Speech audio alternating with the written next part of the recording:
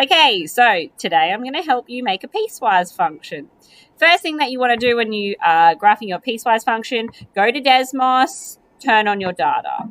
Now, Ruben has helped me do this. If you have problems, you may want to ask Ruben or Tanisha. They are the piecewise wizards.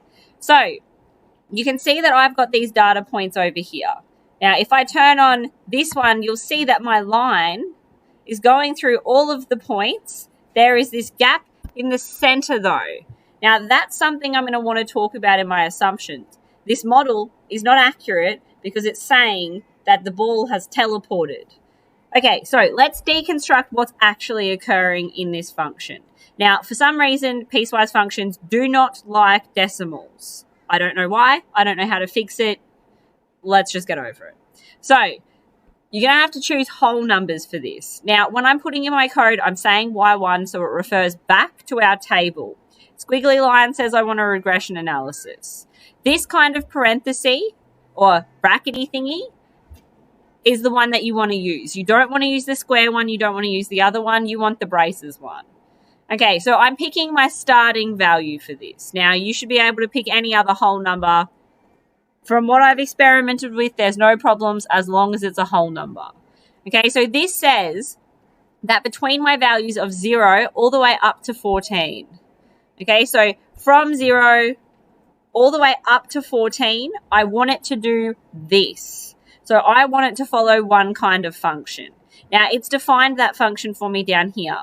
When D has that value, when G has that value, when B has that value. Then we've gone from 14, okay, all the way up to 30, and this is including 30. Now, this one is not including 14.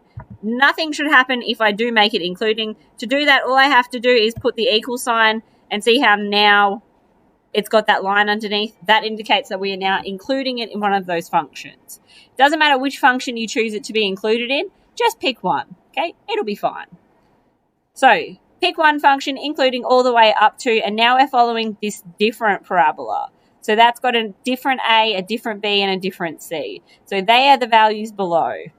So the reason why this is a piecewise function is because I've got two functions occurring at the same, well, not at the same time, two functions occurring on the same graph.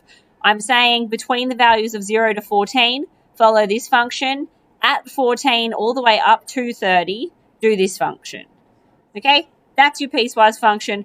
All you need, picture of this, show your R-squared value, talk about how this isn't reasonable. You might not have this problem, that's fine. Use whole numbers. If you have a problem, Ruben's the wizard. He cannot wait to answer your questions about this. Thank you, Ruben.